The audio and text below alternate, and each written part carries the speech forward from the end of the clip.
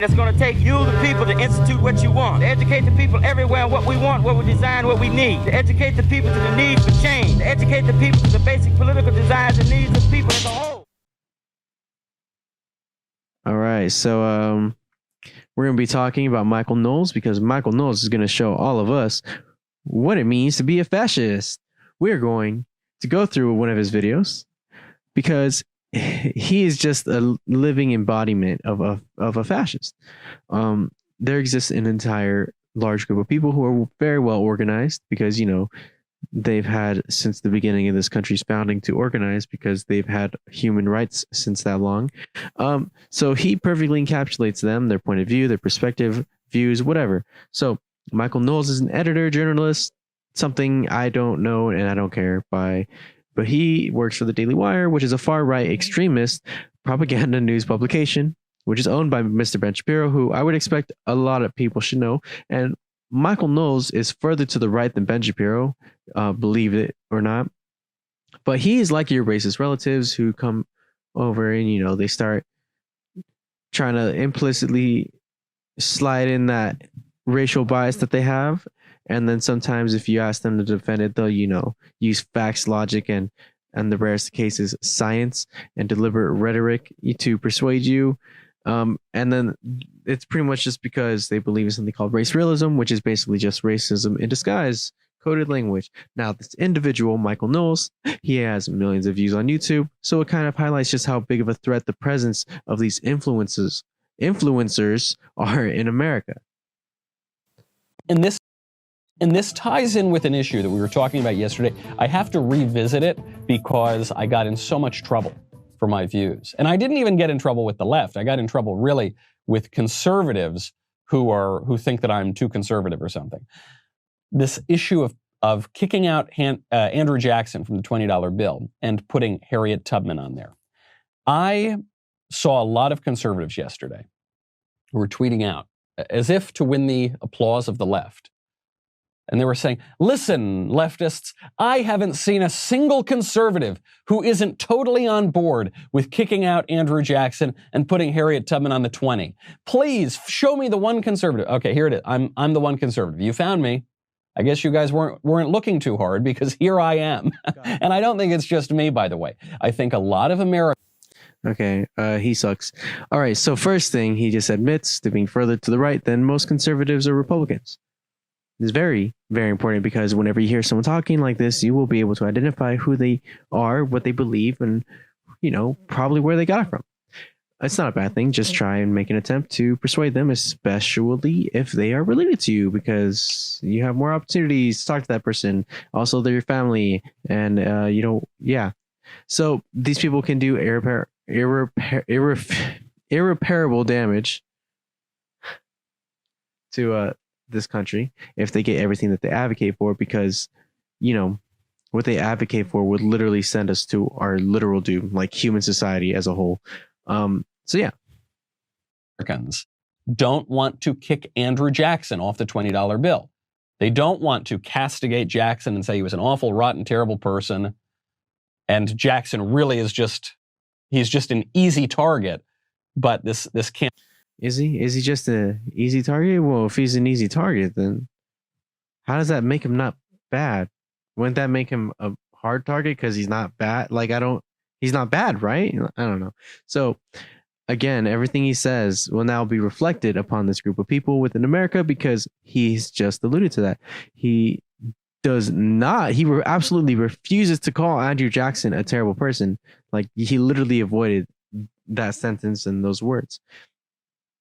He also, in the entire video, as we go through, he will not provide a single argument in the video as to, you know, confirm his position that Andrew Jackson is good, actually. So I will provide some context so that way everyone knows that Andrew Jackson is, in fact, a bad person. So Andrew Jackson believed in what was then called Jacksonian democracy, which inched towards a more direct democracy, which would be great in 2021, but obviously not then, when the literal only voting population was adult white American racist males. So the other aspect of Jacksonian democracy was very terrible because that was Western nationalism. Now, Western nationalism is very important because the modern day Republican and Libertarian parties, mostly in America, both have a degree of Western nationalism mixed into their beliefs, which is very bad. Leftists and progressives also believe in Western nationalism, but the difference is it's more like a modern day America post civil rights era nationalism, because leftists want everyone to have healthcare, which is kind of like nationalism because it's caring so deeply about your fellow American neighbors that you want them to have the ability to pursue life, liberty, and that which makes them happy at all costs, even if they can't afford to live under capitalist America's filthy private insurance industry that makes everybody go bankrupt. Because they'll pay anything to live. Yeah, so back to Western nationalism. It is mostly Western supremacy where these people justify all of the actions taken by those who govern in America in the past, aka people voted into a democracy representative of literally only adult white racist males who believed in that subjugation of other human beings and treating them like property. Now, Andrew Jackson was a Western nationalist, which led him to expand the territory of the country. I mean, it didn't lead him, but to do that. But that he expanded the territory of the country after the Louisiana Purchase as a result of a huge Western nationalist movement known as Indian removal. This manifest destiny led Andrew Jackson to lead crusades against Seminoles tribes in Florida and the Creek tribes in Georgia for years before he became president. After he became president, native tribes were considered sovereign nations by the Supreme Court in Georgia, and Andrew Jackson ignored it because he was like, well, if nobody is going to really enforce the precedent of the Supreme Court, then I'm going to just do whatever I want, bro. So then the Indian Removal Act was passed in Congress, which required natives to be removed from their lands only after matters of negotiation, which were fair, voluntary, and peaceful. But, Andrew Jackson, your boy, Michael Knowles' boy over here, just kind of rolled up and ignored all of this and forcefully removed all of the natives from their lands, and killing thousands of them, in the transportation or wherever he sent them. So now why is Western nationalism bad then? Well, Andrew Jackson's whole shtick was politicians need to act in the interest of the people at all costs, and since he was a Western nationalist, he believed his beliefs reflected those of the people of America, so he needed to follow those interests at all costs. So he acted upon those beliefs and he destroyed entire sovereign societies of human beings, ignoring the other branches of government. And he wasn't even president, I'm pretty sure, right? Well, no, I don't know. So, Western nationalist groups are also responsible for the majority of terrorist attacks in America. You literally cannot be a Western nationalist without being a right-winger, and most libertarians included. Why would Michael Knowles not want to admit any of these facts? I think it's because if he admitted these facts, then he would have to admit that he himself, Michael Knowles, is also a terrible person. Now, he also says at the very end there that Andrew Jackson is an easy target. But again, he doesn't tell you how or why. And he doubles down on his defense of a Western nationalist. So, campaign, which comes from the 1776 Project and affiliated groups, seeks to overturn all of our venerated forebears. It's not just going to stop at Jackson. It's going to go to Jefferson and Washington and Lincoln. It already is. They're already toppling statues of those guys. Okay. So he first misspoke, or is genuinely dumb, because the 1776 Project, not commission, is a Trump thing, and since both of them are Western nationalists, he would support that. The project sought to indoctrinate children by creating mandatory history curriculum for public schools in America into being only exposed to the positive aspects of American society and redressing the horrible aspects of American history that we just went through, the whole Jacksonian era, and glorify it and justify it too. And yeah, that's obviously bad. So he then uses the phrase venerated forebears, in which he's using his expansive vocabulary to give his audience the impression his information can be taken as coming from a source of authority, exactly like people like Jordan Peterson. Venerated forebears clearly describes Harriet Tubman. So essentially what he is saying is that he does not believe Harriet Tubman should be celebrated, but that Andrew Jackson should. As if he is more supportive of a bloodthirsty genocidal maniac than he is of a literal slave abolitionist. He literally thinks one should be celebrated and the other shouldn't. Like it's that simple. But he uses all these words and this word salad to basically trick you into like, no, I didn't say that. And it's like, dude, you clearly said that. So the statues being toppled are not exclusive to Lincoln, and obviously all the Southern statues of the South in the Civil War, that shouldn't be celebrated. So whatever, that's not a big deal. Let them fall down. I think there are a lot of Americans who feel that way, and I understand that there are many conservatives who really want to prove to the left that they're not racist. But I have to promise you that the left already thinks you're a racist, and they also don't care whether or not you're a racist. If you are, what is racism? Racism is the unjust discrimination against people and antagonism of people on the basis of their race. It is wrong because it is an offense against human dignity. That's it. If you're not that, then don't worry about it. You don't need to prove anything to the left. You won't be able to prove anything to the left. It's very pitiful to try to prove these things to the left. They are not going to start liking you because you're saying mean things about Andrew Jackson. They don't like you. Okay? Oh, okay. So obviously you should never, ever, ever, ever, ever have to prove to people that you are not a racist. Unless you say something racist or get clipped out of context like all of the greats do. But, he then talks directly to his audience using fear to control them. He says, they already think you are a racist. So there was no need to prove it. Because deep down you know that you are not. When in reality, you do believe in some degree of Western nationalism. And if you're on the right, and therefore you do have a degree of bigotry within you. But he's just like, your guy, we're not racist, dude. Like, we don't even need to prove it either. Why do we need to? We don't need to prove nothing to nobody. Like, it's stupid. It's childish. These people are not serious people. Sorry. Pretending to love the Harriet Tubman $20 bill is not going to save you from the gulags, be they digital or otherwise. It's just so lame. This is why we lose every cultural issue. This is it, guys. When we look back on all the crazy politically correct cultural changes that have happened, we say, why didn't conservatives stand up? I mean, let's use the... Okay. So because there's no longer a reason to prove you aren't a racist, that means there was no reason not to fight back against every politically correct cultural change. Cultural changes have been used as a label for things such as women's suffrage, civil rights, disabled rights, gay rights, trans rights. Notice a pattern? Now, cultural changes have also been labeled as communism ever since communists became the big boogeyman of Western hegemons or big countries or superpowers.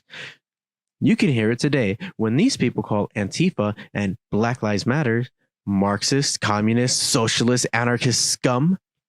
Now, by labeling humanitarian issues as politically correct cultural changes, they downplay the necessity for these changes to occur for the sake of the evolution of humanity, American society. So if Trump supporters, most Republicans, and far-right people like Michael Knowles existed back in those days, they would be against all attempts made towards advancing human progress via that list I just listed. And they would be using the same exact talking points that they are using now. They just obviously have the interchangeable terms, which depend on which group they are trying to fight back, who are trying to get their rights. So, again, Western nationalism too. It's all about preserving cultural tradition at all costs. Since Western nationalists and Western nationalism is rooted in a cultural tradition reflective upon adult white males, that means that these people are bad. Sorry, adult white racist males, because, gendered bathrooms for a second. Boys can use the girls' room or whatever. Yeah, right. We said, how on earth did we get to this place? Why didn't we stand up? Well, the reason that we got to this place is because every time the issue was actually hot, every time it was actually happening, conservatives who wanted to go along to get along said, oh, who cares? It's not a big deal. They did. They did it even with the bathrooms. There were many conservatives who said, oh, it does. Who cares? It affects very few people. It's fine if some boys are confused and think they're girls. It's fine. Let's not. I don't want people to think I'm a bigot or a this phobe or a that phobe. So let's just not touch it. We're going to redefine marriage. Well, I don't want people to think I'm a bigot of some sort. Let's not touch it. We're going to redefine whole norms in society. Let's not touch it. We're going to institute new legal racial discrimination in the form of affirmative action. Well, I don't want to. Who cares? It's not a big deal. It only affects a few slots at a university. It only affects a few jobs. Please, let's go along to get along. This is. Oh God. So the bathroom thing is not a big deal, and he completely conflated the severity of that issue and doesn't even provide arguments to support his position on that issue. So the other thing is he's basically telling his audience that it is okay to be a this phobe or a that phobe, or you don't have to prove anything to anyone because you aren't a this phobe or a that phobe. When in reality, these people really are a this phobe or a that phobe. He then said he was against redefining whole norms in society. He clearly is not a humanitarian and clearly believes that only white adult males deserve all the rights and freedom that this country has to offer, because he doesn't like any of the changes to Western nationalist tradition. He then says racial legal discrimination in the form of affirmative action. Affirmative action? I don't even know why I talk like that. I hate him. Affirmative action is literally made to bridge the gap between populations who have had to deal with the consequences of being born in the worst socioeconomic conditions imaginable, and adult white males who have had maximum freedom and good socioeconomic conditions than any other population of people in America. So yes, it's very important to bridge this gap. This is pretty much what leads to crime too, socioeconomic conditions. So bridging this gap would definitely reduce crime and blah, blah, blah. Blue Lives Matter sucks. I don't know. These Western nationalists feel like they are being persecuted. So they have this insane double standard victim complex where essentially they make fun of lefty snowflakes for being victims and offended, but then they persecute themselves because they can't face criticism of their awful opinions. So they are unable to accomplish certain things, and they blame affirmative action. Now that affirmative action has equaled the playing field for all marginalized people to attain success and happiness, because again, socioeconomic conditions, pretty much the better they are, the higher the likelihood you will find success and happiness. The same thing, guys. Do not tell me who cares.